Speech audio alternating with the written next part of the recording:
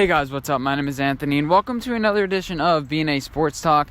And today I want to talk about Eli Manning. And this is probably one of the last videos I talk about him, but the Hall of Fame argument, it's going to last until he makes it into the Hall of Fame. It'll probably even last years after he makes it to the Hall of Fame, or doesn't. But I think he'll get in, and here's why. So, Strong Opinion Sports said, you know what, if this is my criteria.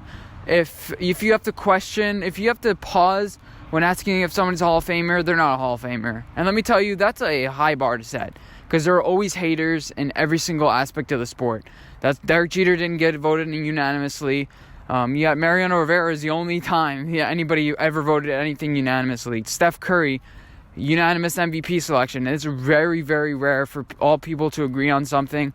People didn't all agree on Joe DiMaggio. People didn't all agree on Mickey Mantle. It's hard for everyone to agree on things. And there have been guys that you look at every single year elected to the Pro Football Hall of Fame that's just like, oh, yeah, I don't really know too much about that guy. Are you sure? Ty Law, do you really think he's a Hall of Famer? And I think the gate has been opened for guys like Eli Manning. And let me show you and share with you some other quarterbacks that got selected to the Pro Football Hall of Fame that are on Eli's level. Now, there have been around 25 quarterbacks since the inception of the league that have gotten, into the Hall of Fame. And the league has been around for 100 years, so that's around 2.5 every 10 years. I'm good at math. But now, I would argue that it's a quarterbacks league. Back in the day, it was a running backs league. A lot of running backs, fullbacks got into the Hall of Fame. A lot of tackles and stuff got into the Hall of Fame. But now, it's a quarterbacks league. You have a lot of guys slinging it and doing important things, and a lot of stat compilers are going to make it, but it's gone away from winning. It's gone away from actually truly winning. So you go back to 2000, quarterbacks drafted since 2000, you would expect 5 Hall of Famers. So that's Tom Brady, that's Aaron Rodgers, probably most likely, that's Drew Brees, that's Peyton Manning, and who else? There are enough guys. There are like 6-7 guys. I think that Eli Manning is going to squeak in there. And you can say Patrick Mahomes now, but yeah, so there are going to be an above average amount of people that are going to be selected into the Pro Football Hall of Fame, because it's become a quarterbacks league. And let's take a look at some quarterbacks that previously gotten selected that Eli Manning is just as good as. Jim Kelly.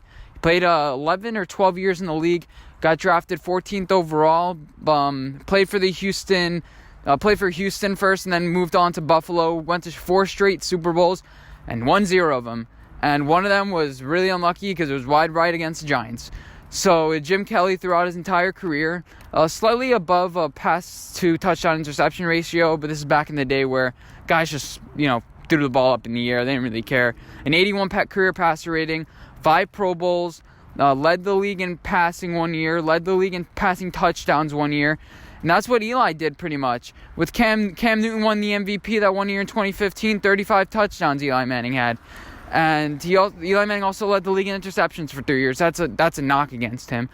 But Eli Manning definitely had some really good seasons. He had 4 Pro Bowls. I'm going to have the chart put up between all 3 guys I'm going to talk about. You also have Troy Aikman, drafted first overall, only played for 11 years, 3 Super Bowls, but only 1 Super Bowl MVP. Never really was a stat compiler, only around 35,000 pass yards. And he played for one of the great historical franchises, and that's what got him into the Pro Football Hall of Fame. He played for one of the great franchises, and he did what he had to do. He had to make the throws, and, he ended up winning. So if you look at all these 3 quarterbacks, what's really different from any of one of them? Eli Manning played for 16 years in this league. He had an Iron Man streak. There's something to be said about consistently playing for your team and having a high gameplay level. You take a look at all the coaches that Eli Manning has had under his belt. First man in, last man out mentality. I listened to an interview by Kevin Gilbride. He's just like, you know what, Eli Manning, he was picking up coverages that sometimes he didn't even fully understand. And he was always just a willing learner. And you have to let guys like this in the Hall of Fame because it's good for the league. I think it's good for the league. And we can get into that argument. It will go back and forth. We can talk about this for hours and hours. He set a good example for the league, but is that important for the Hall of Fame? It's a back and forth discussion. But in the end, I think Eli Manning has to get in. Jim Kelly, Troy Aikman, I don't think Eli Manning is much worse than these players.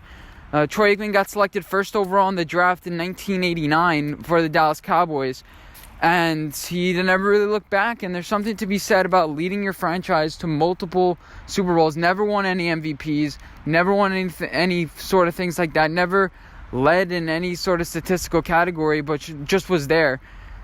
And we live in a day and age now. I know there's the argument. Testaverde ended his career 7th all-time passing touchdowns and yards and stuff like that. So you're gonna accumulate stats, but eventually you're one of the best in your generation. And the wave of Eli, it worked.